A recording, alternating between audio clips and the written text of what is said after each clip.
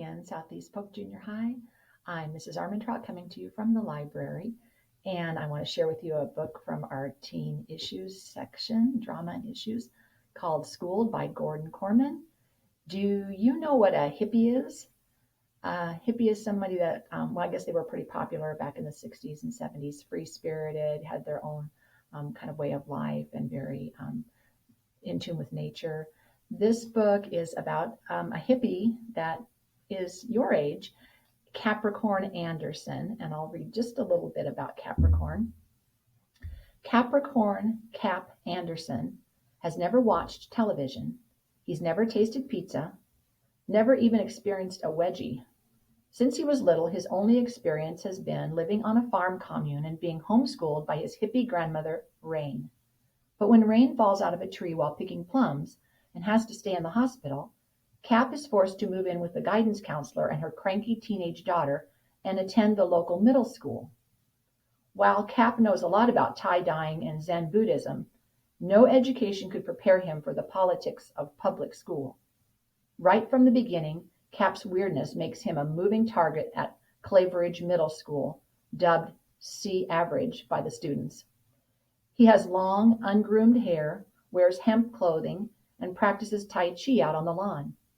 Once Zach Powers, the big man on campus, spots Cap, he can't wait to introduce him to the age-old tradition at C Average. The biggest nerd is nominated for class president and wins. Will Cap turn out to be the greatest president in the history of C Average or the biggest punchline? The chapters in the book go back and forth between characters, what Capricorn is experiencing in his new world, and what the people around him are thinking of Cap. This chapter is from Capricorn's perspective. What are you looking at, jerk face? What are you looking at, butt wipe? The first boy swung his book bag around and slammed it into the side of the other's head. He responded by punching the first boy in the nose, and soon the two were rolling on the grass, grunting and raining blows upon another. I was horrified. I'd read about physical violence, but this was the first time I'd witnessed it in real life. It was sudden and lightning fast, wild, vicious, ugly. In seconds, a ring of spectators formed around the brawlers. Their gleeful chant echoed all around the schoolyard. Fight, fight, fight, fight! Break it up! A teacher burst onto the scene, a brawny man with a whistle around his neck. He squeezed himself between the combatants and pushed them apart. All right, who started it? He did, the two chorused, each pointing to his opponent. The teacher glanced around the spectators. Any witnesses? Nobody said a word. Come on, who saw what happened? I did, I volunteered. Well, Buttwipe wanted to know what Jerkface was looking at, and Jerkface wanted to know what Buttwipe was looking at. I turned my earnest eyes to the bloody and dirt-smeared brawlers. You were barely 3 inches apart. Couldn't you see you were both looking at each other? The teacher suddenly got red. Who do you think you are, Jerry Seinfeld?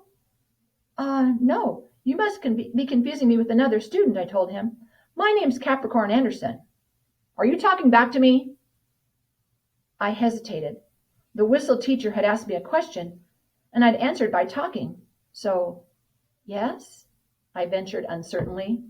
By the time he was finished yelling, both fighters had boarded their buses and gone home. I was the one who had to go to the principal's office. Every time I check this book out to somebody, I just giggle because it's such a good story. It's full of humor, but it's also full of heart, and you'll find yourself really cheering for Capricorn and the changes that he makes in his school. We have this book available, and we have lots of other books. We're ready to hear from you for your any book that you would like to check out. Send us your reserves. Look for us with our Amazon cart, and we hope to be hearing from you soon.